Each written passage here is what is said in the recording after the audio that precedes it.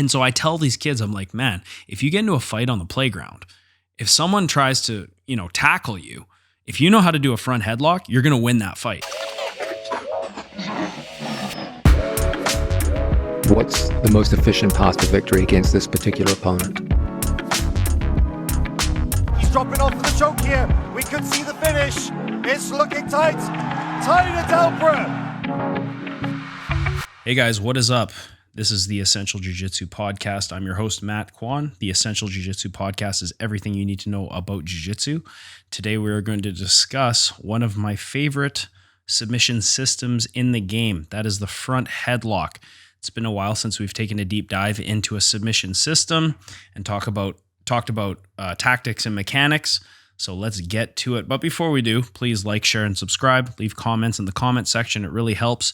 If you want to contact or support the show, check the links in the bottom. All right, here we go. Let's talk about some points of control from the front headlock position.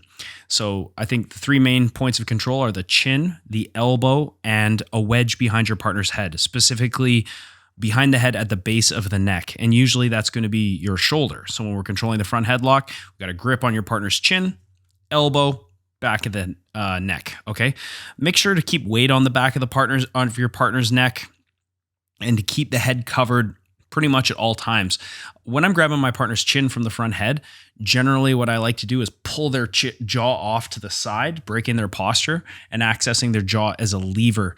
There's also kind of a cool grip you can do when you grab someone's chin where you can take your fingertips and, like, for those of you just listening, I'm just grabbing my own teeth right now through my cheek. And it's not a very nice grip, but it's a fantastic way to control someone. Like you're grabbing them by the molars almost, okay? Always think about the base posture structure, the alignment, and how you're going to break the alignment as you're attacking the front head. So breaking their base, snapping them down, putting their hands on the floor, bringing them back down to their knees if possible. Their posture, keeping a wedge on the back of their head, pushing their chin into their chest, and then their structure, pulling their elbow away from their body if possible. We're going to be maintaining height advantage when we're using the front headlock position. Anytime our partner gets their head higher than ours, we've lost the front headlock position or they're flanking to our back. So it's super important that we always stay above our partner in this situation and always keep our partner in front of us in a straight line. Pretty much. We keep our partner in a straight line. That's going to prevent them from slipping out. It's going to allow us to maintain the control of the position. So we're generally, when in the front headlock position, we're in like a linear line, okay? And then you got to ask yourself, like, do you prefer locked hands or open hands? Generally, I like to lock my hands whenever I can because I find that it just adds more control over my partner. However, usually when we start our games from the front headlock position, we play with unlocked hands first, then we transition to locked hands if possible. So again, locked or unlocked doesn't really matter. Just make sure you're breaking your partner's base posture and structure. And a lot of the time when you're using front heads, you're trying to break their posture and their structure by pushing their chin in and pulling their elbow away. This means your elbows will retract to your body. And this just means that you're going to be more isometrically strong. A couple other controls we can talk about, chest wrap and two short arms. So if you have a chest wrap position, that is where you're wrapping your arms around your partner's body. As imagine they're shooting in on a double and you lock your hands around your partner's chest essentially. And from here you can do all types of tilts. You can literally just like fall back and explosively throw your partner over the top. Double short arms is a position Gordon talks a lot about in one of his instructionals. I believe it's called the Pillars of Defense, Front Headlock, and Turtle Escapes. And he talks about how when someone has this control on you, you can't easily escape. In fact, I think on the DVD, he says there is no real escape that he has for this when someone has a good control there. And you're kind of at their mercy waiting for them to let you transition. The price that comes with using the double short arm position is that there is no threat of a strangle because both of your arms are committed to your partner's armpits. So there's no strangle from there. You would have to give up a control to go for a strangle. That's often where the escape can happen. Okay, let's talk about getting to the front headlock. So we can kind of do this two different ways. a proactive entry or a reactive entry. So a proactive entry is going to be anything that anytime where I initiate the action with the intent of getting to the front headlock, whereas a reactive entry would be where I'm reacting to my partner's offensive move. Maybe he's shooting in on a tackle and I manage to snag a front headlock position, okay? So some positions we're going to enter front headlocks from, standing versus standing, very, very common. Wrestling. I think a really common entry would be to use some sort of foot sweep or ashiwaza to make my partner stumble and then snap them into a front head. You could also use tie-ups to get to these front headlocks, like a snap down. You could use an underhook to snap your partner down into a front headlock. Another situation would be a standing versus a seated position. So using it as a guard pass. If your partner's seated and you're standing, you can dive on their head, roll over the top, and start entering into guard pass situations. If your partner was kneeling in front of you and you were playing a seated guard, and let's say you're trying to hit a sumigaeshi, you're trying to load them up and pull them on top of you, but they're kind of hanging back, this is a great time to start doing some heisting and getting some height advantage. Heisting just means like a technical stand. And then from here, you can snap their head down. Either that, or they're going to have to back out again or stand up, or they're going to have to tackle you back down to the floor, in which case they're giving you forward energy and you can pull them forward into sumigaeshis and ashigaramis and things like that. Okay, so heisting from a seated versus kneeling scenario, very, very effective. In a reactive situation, when we're defending shots, someone shoots in on a double, someone has a single and we bring the head to the inside, someone has a high crotch on us and we manage to grab their head. These are all just going to be reactive entries, okay? Entries that you didn't intend to, you did not have the intention of having the front headlock, but you just so happen to grab their neck as they're attacking you.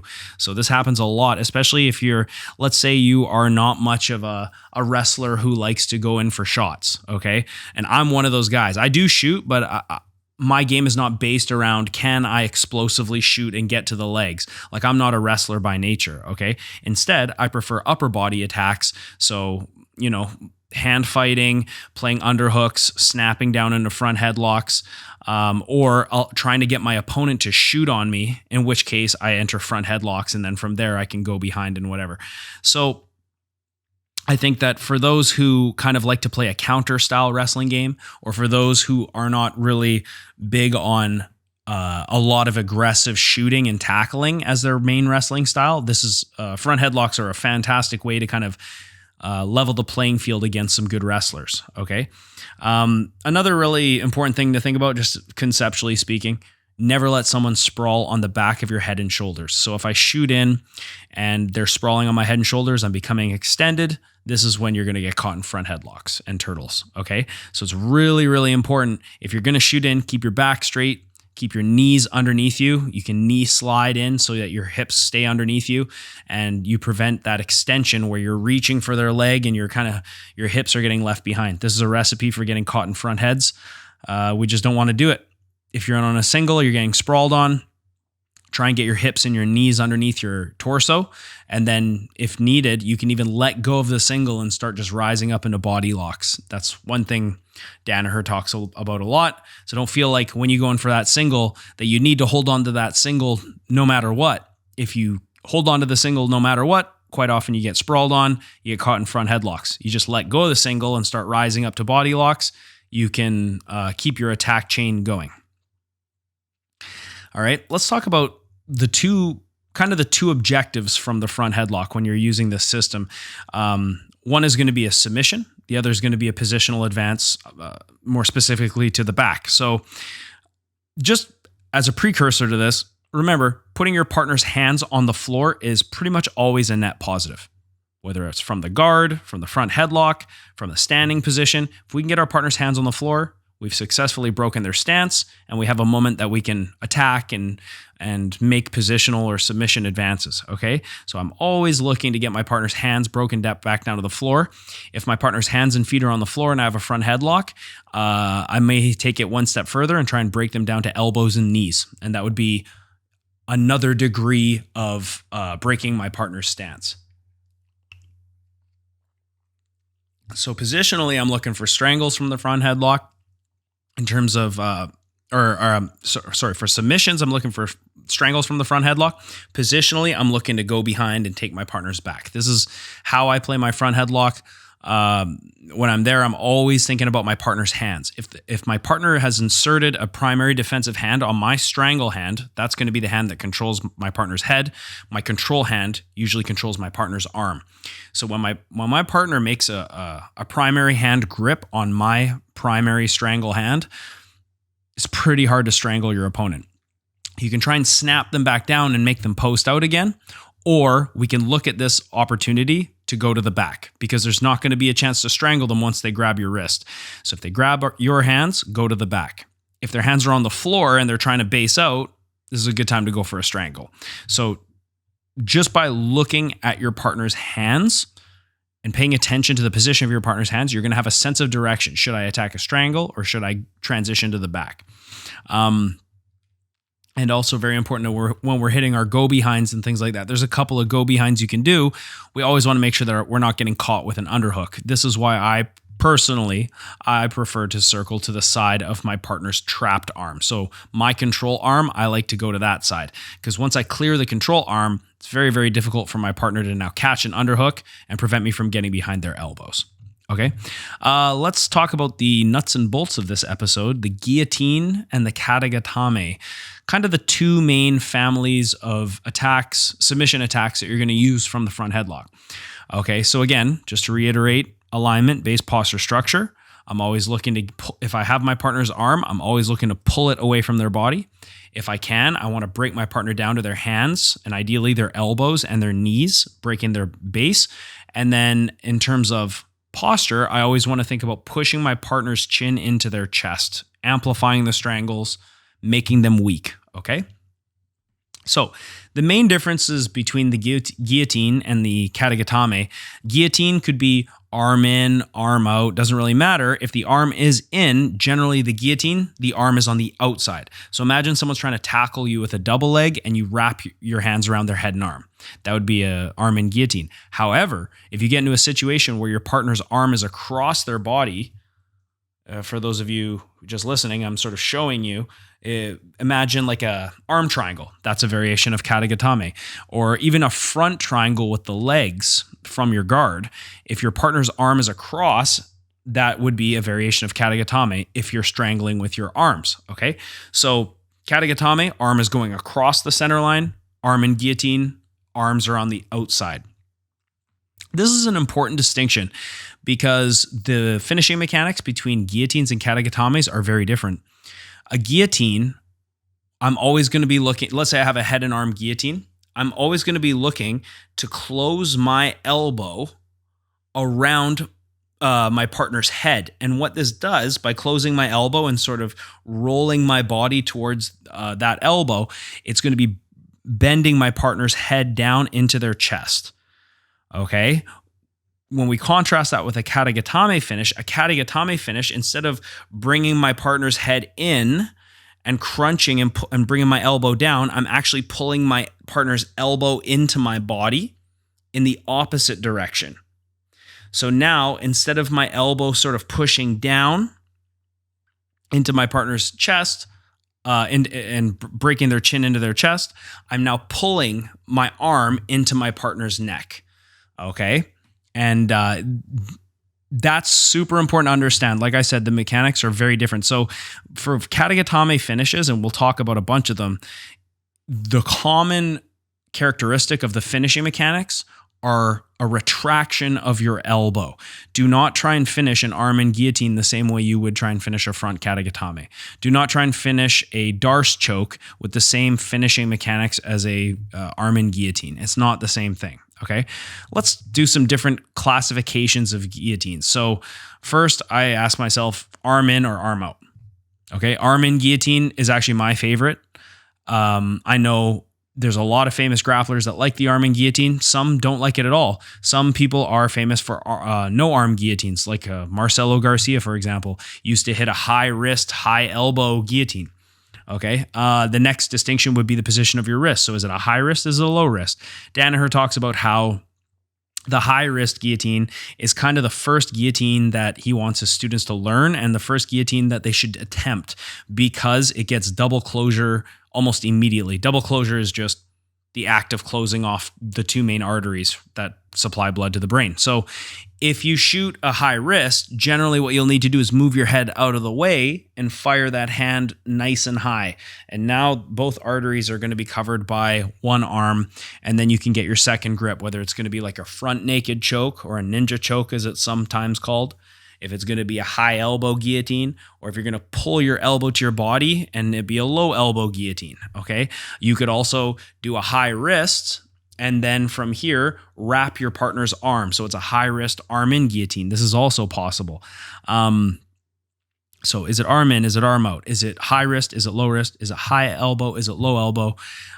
There's many variations of guillotine. Another variation I really like is what some call the power guillotine or the prayer guillotine. And this would be a high wrist where you're forcing your own hand into your partner's neck.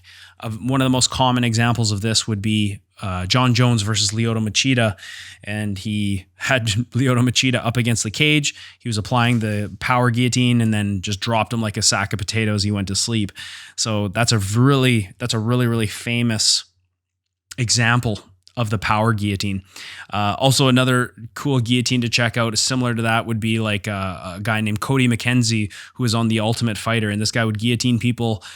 I believe they would go to the wrong side. When he would attack the guillotine, they would jump to the other side, but he would hook their leg, and he would use this sort of power guillotine, and he put people to sleep doing it. It's very, very tight because you have that double closure almost immediately.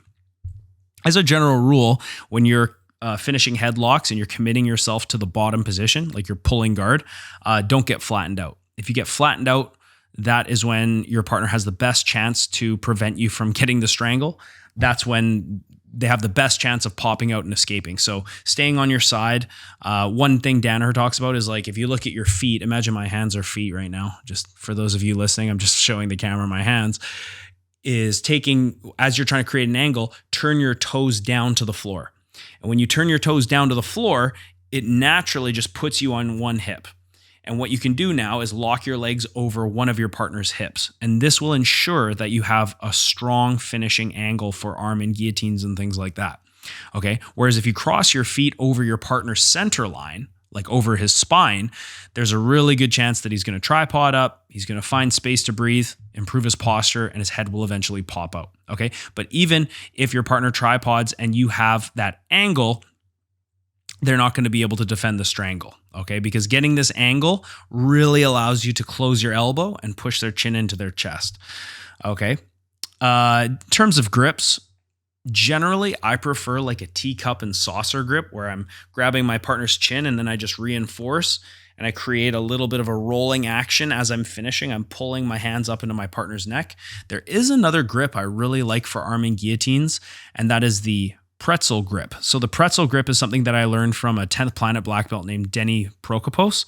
And what he does is essentially he takes his teacup and saucer grip, but then he inverts his strangle hand. And for those of you just listening, I've basically gone into an inverted an inverted palm to palm position, and my elbows are flaring up in like a V shape almost. This grip's really cool. I use it a lot. It definitely is a sharper edge into my partner's neck, and you can get a lot of good strangles with this pretzel grip. So if you type in pretzel grip Denny Prokopos on YouTube, you'll see the video. I might just leave it in the link description at the bottom, along with some other resources that you guys can study for the front headlock content that I've put together for you today. Okay, let's talk about kata gatame. So again, kata gatame, anytime when we're strangling our partner with our arms and their arm is across the center line. Okay, so this would be like an anaconda, a darce. There's a front kata gatame, which looks almost identical to an arm in guillotine, except the arm is across the center as opposed to the arm being on the outside. And then there's, of course, another awesome move called the farmer conda, or the, I guess it would also be a variation of the front guillotine, but you remain you remain on your feet. And again, another example of this would be Matt Hughes putting Ricardo Almeida to sleep. That was super shocking for me. He basically just had him in a front head and arm, and then he just walked around the corner and finished this guy from the front headlock position without pulling guard or committing his hips to the ground or anything. Again, I'll leave that video on the bottom as well. Really cool move. Not the easiest move to get. Most of the time when I go there, I like to do an Olympic roll and roll through to an anaconda, but Farmaconda, very, very cool move. The front kata gatame, when you commit your hips to the floor, you're basically going to be like pulling guard, right? It looks just like a guillotine. But again, make the distinction of finishing mechanics. When you're doing a guillotine and you have your partner's chin, it's all about pushing your partner's chin into their chest by closing your strangle elbow to your hip. Whereas when we do a front kata gatame, we're actually retracting our elbow and pulling our forearm into our partner's neck. So the direction of the crunch changes almost completely in the opposite direction. The anaconda, very, very common, very famous move done by many fighters in MMA and in Jiu Jitsu. One detail I really like that's important, I think, for everyone to know is don't lock a figure four until after you roll. So if you're going to do this Olympic roll, there's other ways to get to the position too. You can roll the other direction as well, but the Olympic roll, I'd say, is the most common one. A lot of people will try and figure four their arms before they roll, and this is a big mistake because your partner can open their chest and expand their chest and open their elbows and improve their improve their posture and their structure. And when they do that, your figure four will become unlocked or it'll become useless. Whereas if you keep a palm-to-palm grip and then you do an Olympic roll, and when you do your palm-to-palm, you're pinching your elbows together, as you roll, they will not be able to open their elbow. And then that's when you can switch to a figure four on the other side. Okay, same thing with the darce strangle. So anacondas, darces, these are all variations of kata gatame. What we always want to think about is a retraction of our elbow. So when I'm in a darce or an anaconda and I'm here, I'm thinking about retracting my elbow to my body. That is like the main characteristic of finishing mechanics from kata gatame. And I remember when I first learned a darce, I think I was a white belt with like 2 or 3 stripes. I started doing it and I really, really liked it. But now I kind of get away from the darce choke because I feel like my arms are just so extended. You know, when you go for a darce, you really got to commit that strangle arm through. And in doing so, sometimes your partner can actually counterattack your arm.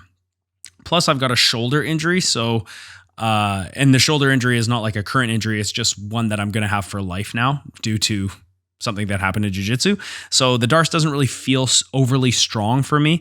I actually prefer to use a Japanese necktie instead, which is a very similar move, but your elbows are actually pulled very tight to your body instead of extending away.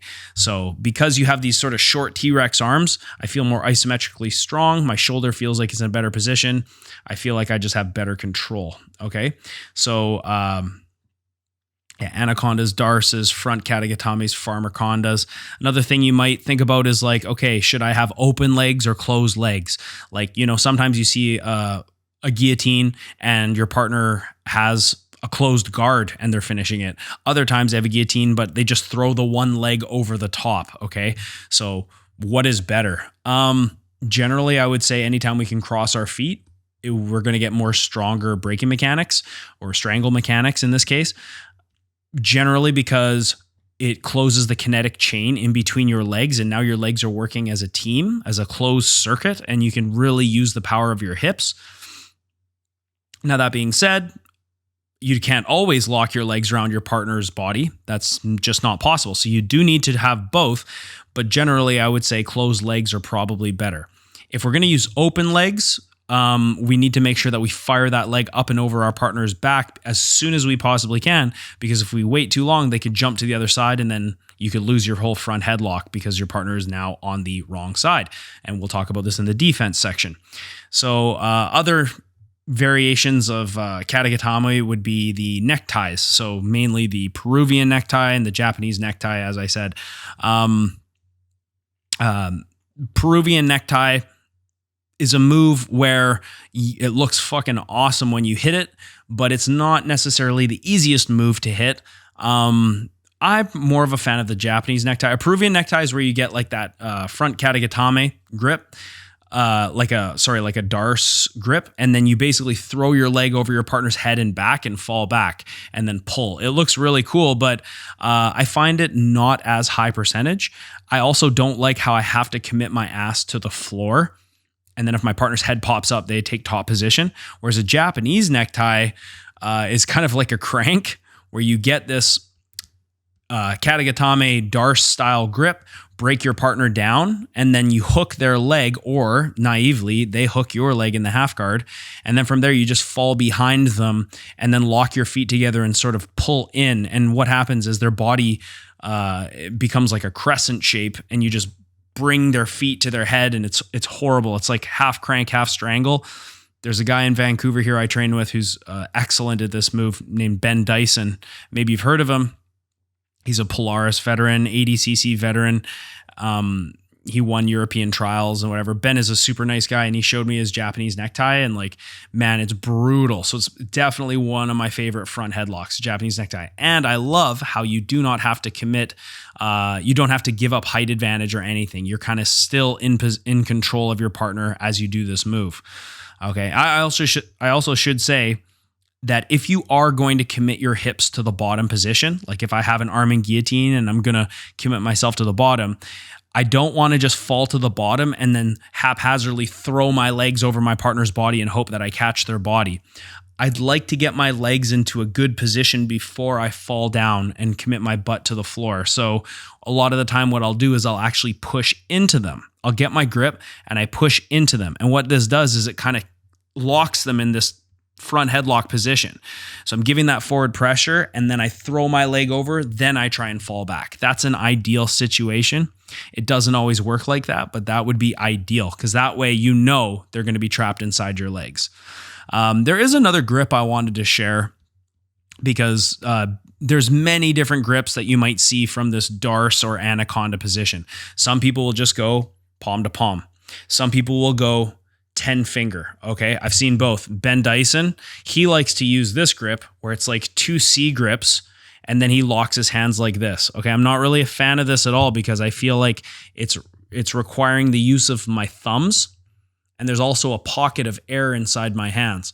The grip that I prefer the most, I can't remember where I saw this, but the grip that I prefer most is if I'm strangling with my right arm, so I'm feeding the darce or the Japanese necktie with my right arm, is I put my left hand thumb inside my index finger and middle finger. Then I lock a palm to palm.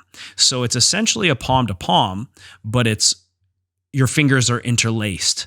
And so what this does is it gives me the security of having my fingers interlaced, but because we're palm to palm, there's no pocket of air inside my palms. Whereas if I use the Ben Dyson method where I grab with C grips, there's this giant pocket of air on the inside, and it feels like I'm squeezing my own fingers. It doesn't feel comfortable.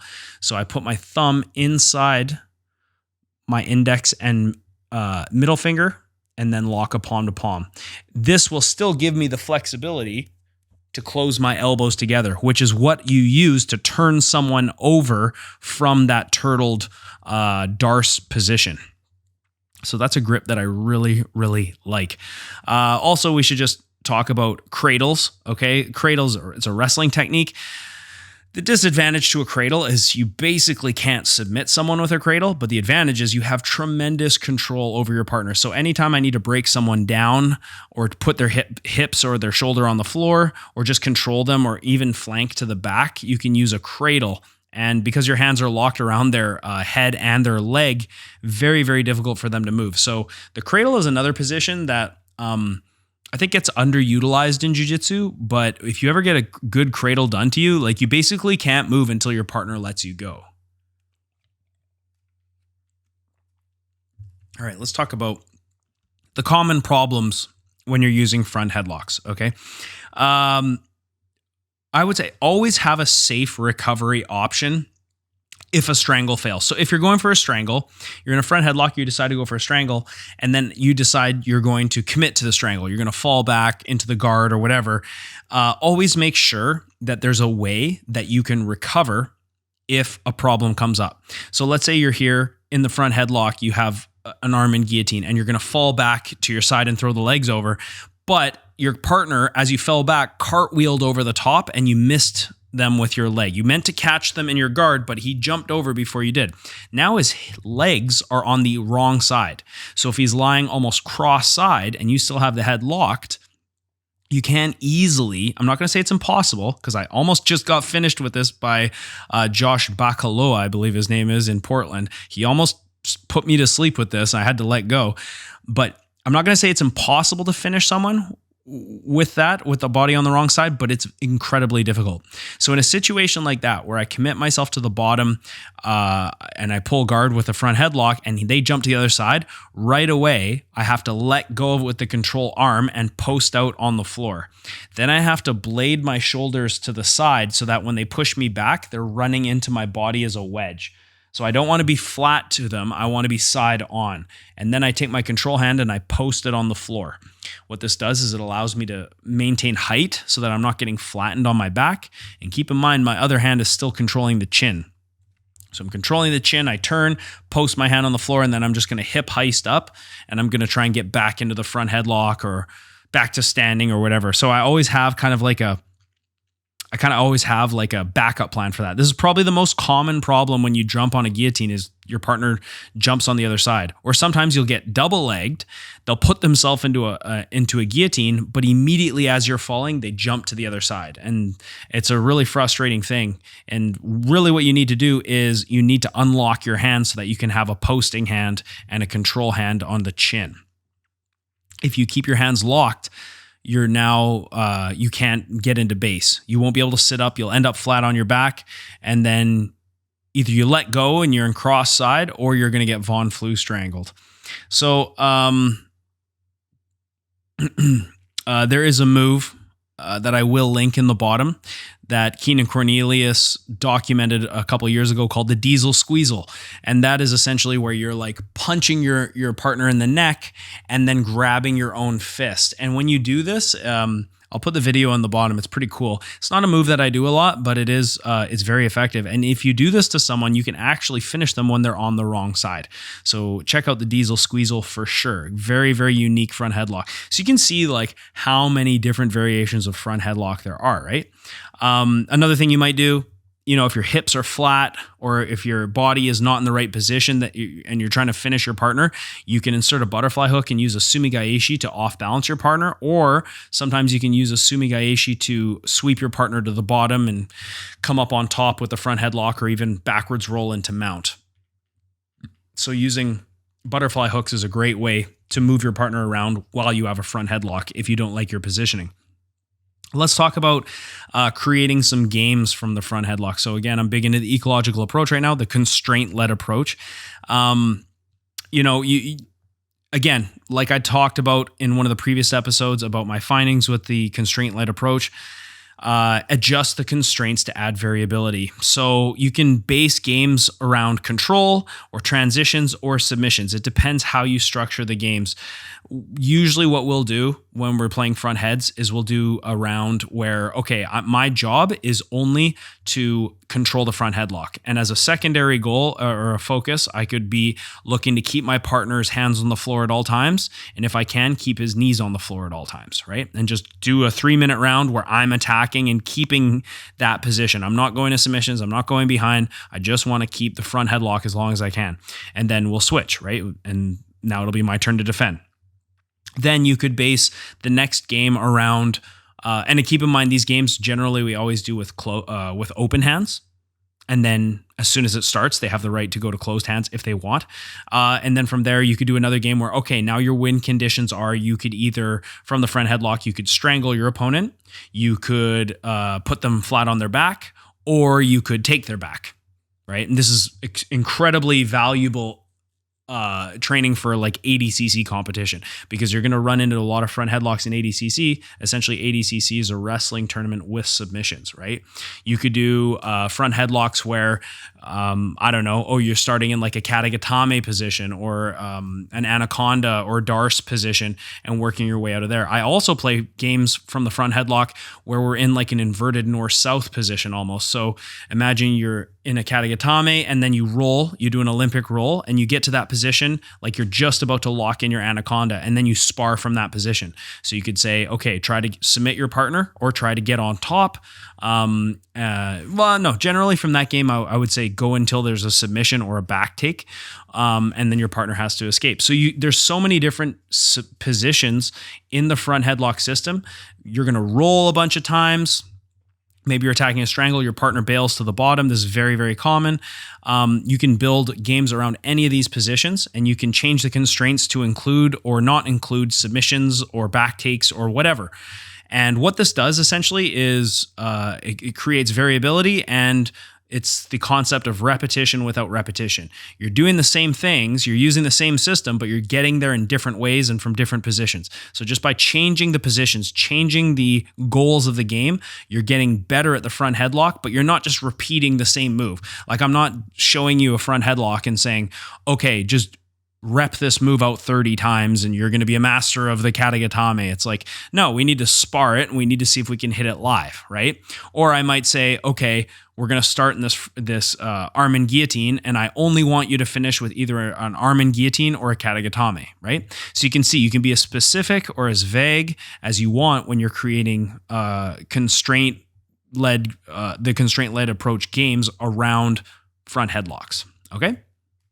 Very cool stuff. If you guys aren't using at least some degree of the constraint-led approach or the ecological approach, I really think you're denying your students some really productive practicing. Okay, if I would recommend that if your teaching is just showing moves and drilling moves on non-resisting opponents, I really recommend that you at least start to incorporate some games in your practice. I would say if your class is 2 hours long and usually an hour of that is free rolling, let's say. So you only got an hour long of instructional. If you're not doing at the very least, 30 minutes of ecological approach games, you're kind of missing some low-hanging fruit, okay? I've noticed huge gains using this approach. I would say for the first hour of our class, about 45 minutes of that are game-based.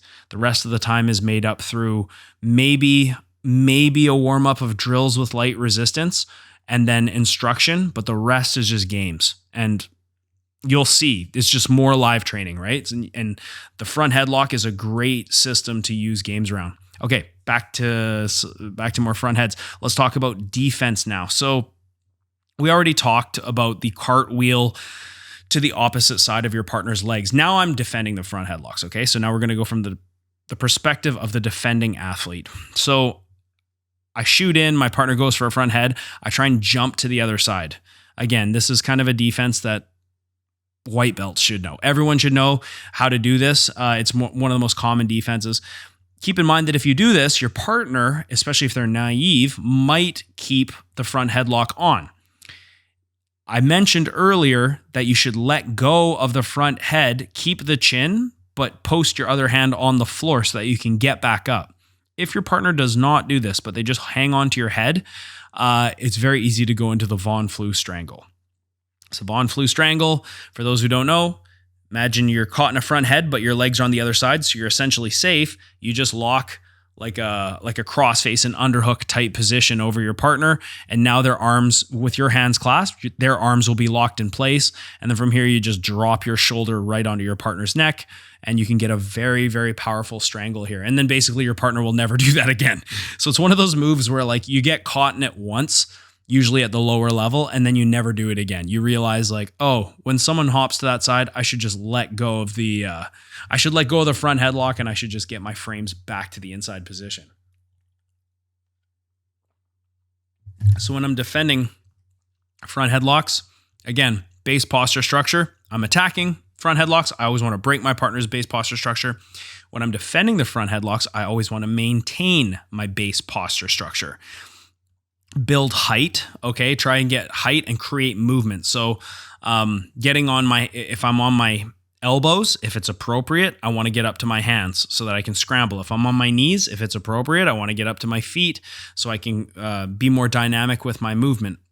And again, it's going to depend how we want to control our posture, because there will be times when I'm in the front headlock, if the strangle's not on, I'm going to be tucking my chin and almost keeping my ear glued to my shoulder. And what this will do is it will hide my jaw from my partner just slipping the arm in. However, there are times when, let's say I'm caught in like a darce or an anaconda, when I do want to open my neck up nice and high, and that will make my spine straight and actually make it harder for my partner to strangle me, okay? Generally, when I'm caught in a darce or an anaconda, I want to open my elbows and push my chest forward and have like a really proud posture where it's really difficult for them to break me into a concave position, start pulling my elbows, start pulling my arm across my center and strangling me. So always think about base posture structure when you're attacking and defending any system, but especially front headlocks.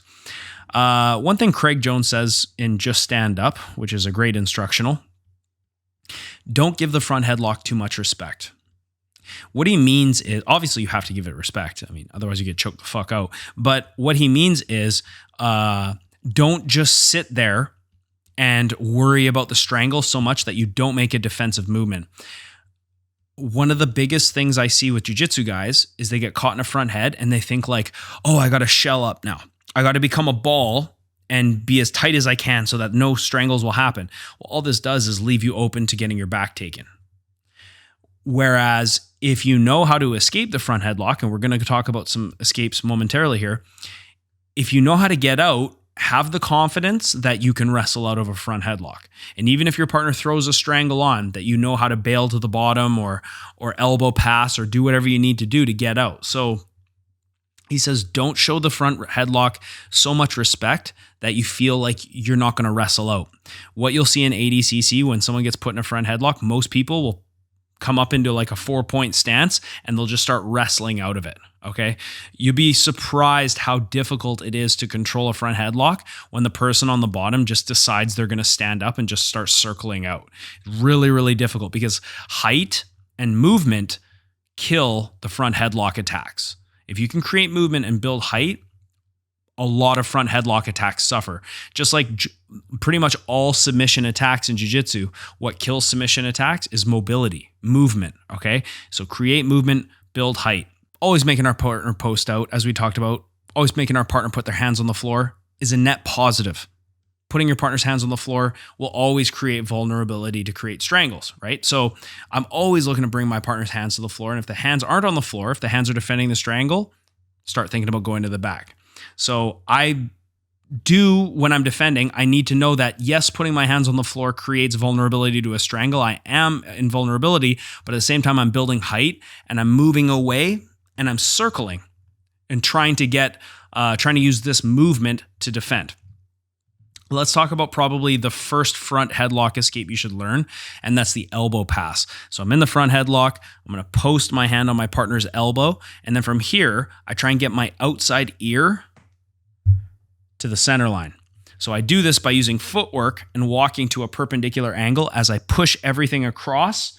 And when I do this, I change our alignment from a parallel angle to a perpendicular angle. So this elbow pass move is seriously one of the most effective things that you can do from the front headlock to defend. It's very, very basic.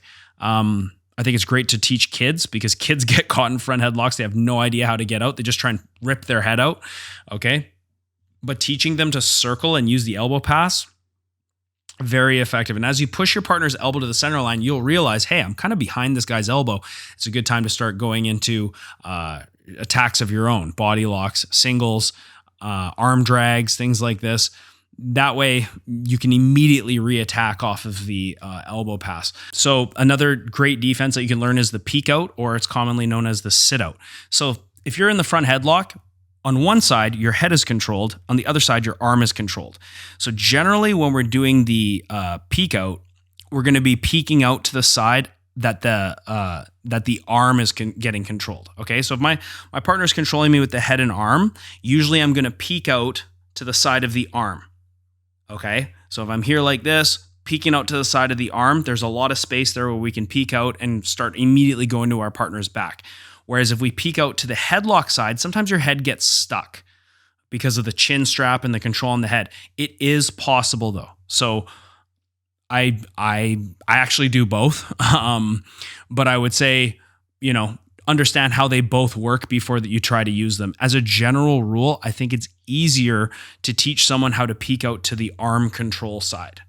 Okay. And if someone has like a double chest wrap, then you can peek out to either side because their arms are over your arms. So that's when you're going to be able to sit through and peek out and then go right away to the back. Another concept that I think is really, really important when we're defending front headlocks is using combinations and misdirections. So just like if I was going to attack any submission, I would try to combine multiple submissions at once and create a dilemma of some sort so that my partner has more than just one submission to worry about. We do the same thing when we're escaping submissions. Doesn't matter what submission it is. We're always going to try and use multiple escapes if we can, and different directional escapes. So let me just explain what I mean. If I can create a reaction in two different directions, my initial escape will create a reaction where my partner actually becomes exposed to a secondary escape. So one thing that's really great, I'm caught in a front headlock and I start driving through as if I'm going to do a single leg. I'm chasing my partner forward even though he's got a front headlock and I'm trying to grab his leg. When that happens, he's always going to sprawl back. Because if he doesn't sprawl back, I'll get in on the single leg and I'll start wrestling him to the floor. So he sprawls back. As he's moving back, I now just pull my head out and away. Super simple.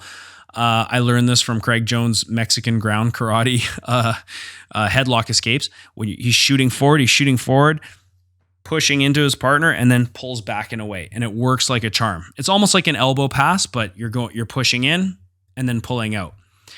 All right, I also want to talk about this guy, Austin DeSanto. He's a wrestler he's a 4-time All-American wrestler. He represents Iowa. And he's a funny guy. I'm watching his instructional right now. I knew about him before because I've seen some of his highlights, but Craig Jones mentions him in Just Stand Up. He calls it the DeSanto dump. And this kid's funny to watch, man. I think he's like super autistic or something. He's like, I'm getting in on my shot. I'm getting in. And I'm fucking getting my shot. And this is like an instructional, right? And he's like screaming during the instructional. He's like, get in, get the points, get the fuck off the mat. It's so funny. Anyways, this guy has this, or Craig credits him with this technique called the DeSanto dump. And essentially what it is he's taking an elbow pass grip on the control or on the strangle arm. So the arm that's going over your neck, he grabs that arm. And then he reaches through and grabs the leg, which seems like you're putting yourself in a crucifix. Okay. And if you just stay here, yes, you could be put into a crucifix. Your partner could circle behind and trap your arm because you're putting your arm in between the legs. So when I first tried to do this move, I was like, this feels really vulnerable. It feels like I'm putting myself in a crucifix.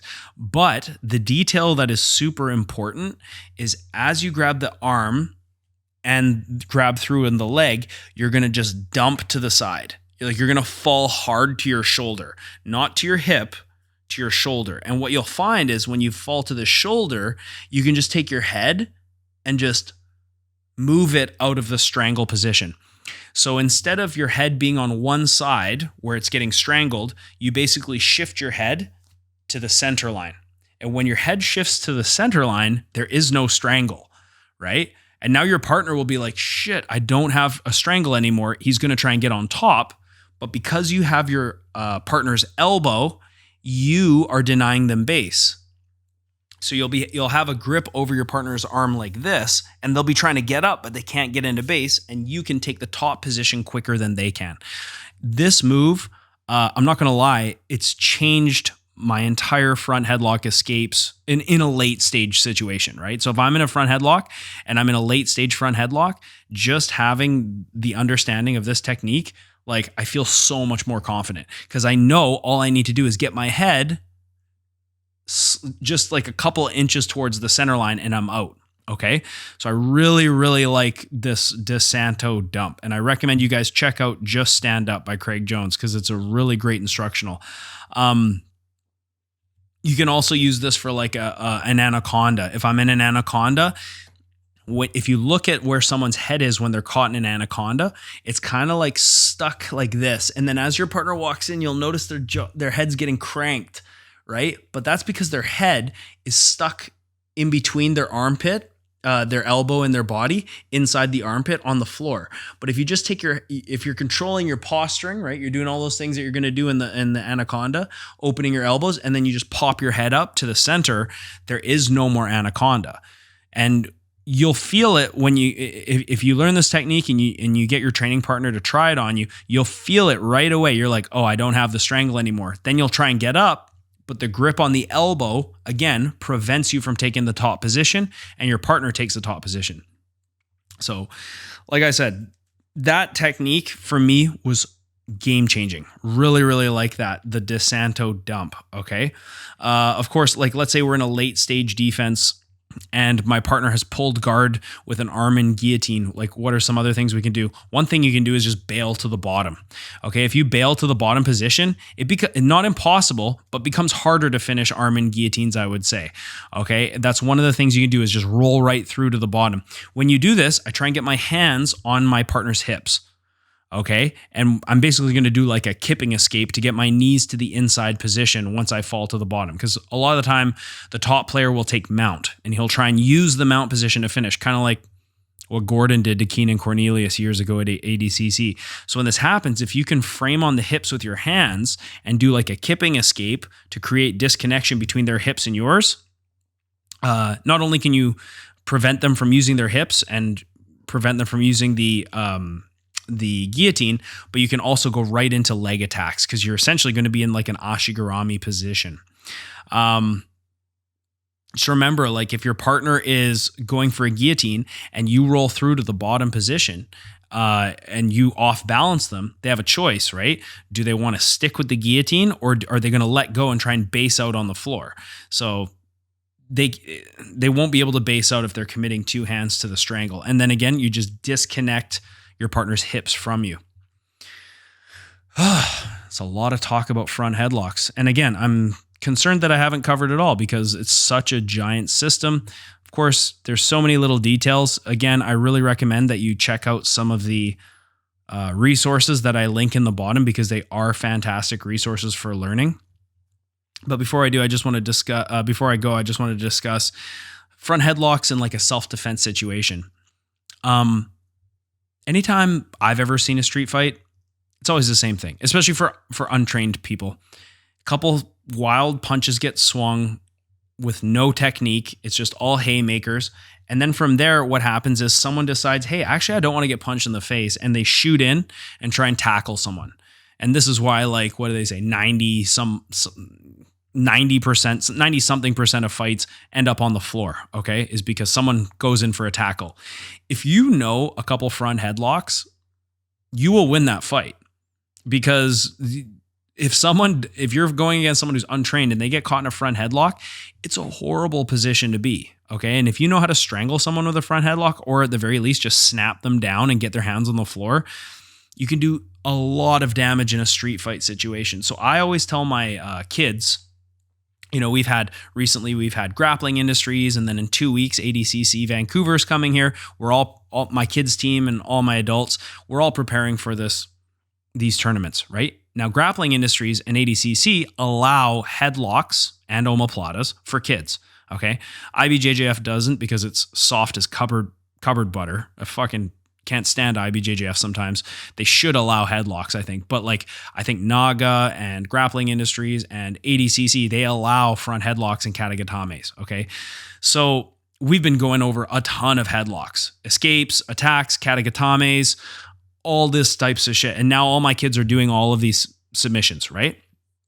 And so I tell these kids, I'm like, man, if you get into a fight on the playground, if someone tries to, tackle you, if you know how to do a front headlock, you're going to win that fight. If I was going to teach a submission system to an untrained person or a child, and say, if I had one submission system I was going to teach them to help them in life in a self-defense situation, it would by far be the front headlock. Because if you get someone in a front headlock, you control their entire body. Where their head goes, they go, right? And from there, we can always think about either breaking them down, going behind them, or strangling them. So I think so many fights will end up in front headlock situations. That's why it's so important to know how to do like at least one strangle from there and one escape from there. So important. Imagine you get into a street fight and you go against someone who knows how to do a front headlock and you don't know how to escape, you are fucked. You're either going to go to sleep, you're going to break your ears, you're going to hurt your neck, you're going to get kneed in the face repeatedly, you're going to get exhausted, you're going to get embarrassed, you're going to get tuned. You need to know front headlocks. So you can have tremendous control over someone when you have control over their head. And also just front headlocks in jiu-jitsu in general, with ADCC becoming so popular, and now we're seeing these ADCC Opens pop up. Like I said, ADCC is coming to Vancouver in a couple of weeks. I'm competing in it. It's a heavy rule set, a wrestling heavy rule set. So you're going to see tons of front headlocks in ADCC because the rules force people to stand with each other. I think it can be honestly a great equalizer. And it can be one of the most useful systems, especially if you're not a dynamic wrestler or you don't like shooting and doing dynamic tackles and things like that. Front headlocks can be kind of the great equalizer under these rule sets. All right. And that's all the show I got for you guys today. I hope you enjoyed it. Front headlocks. If you don't do them, you need to do them because they are incredibly effective and it's just good knowledge and it's allowed at all levels. Everyone can do them, white belts, and I would like to see IBJJF allow kids to do it too. But then again, I'm kind of a savage like that. I think kids should be able to pull heads down in the triangles. I think kids should be allowed to do straight ankles, But it is what it is, right? We play within the rules. Anyway, guys, I got to go. If you want to contact or support the show, please like, share, subscribe, check the links in the bottom, leave comments in the comments section, tell your friends about the show. Every little bit of help, every little bit of support helps. And if you really want to help the show financially, please subscribe to my online academy. Okay, you'll be getting access to my premium content that I put out almost every day. All the lessons that I do at my academy on guard jiu-jitsu. You'll get access to that and a whole lot more content. There's a kids section, referees section. That would be the best way to help out the show, guys. It's only $10 a month. So please, what are you waiting for? Subscribe to my online academy. Again, the link is at the bottom. Hope you enjoyed the show. Anyways, I got to go, guys. Love you. The Essential Jiu Jitsu podcast is everything you need to know about jiu-jitsu. Take care, guys. Bye-bye.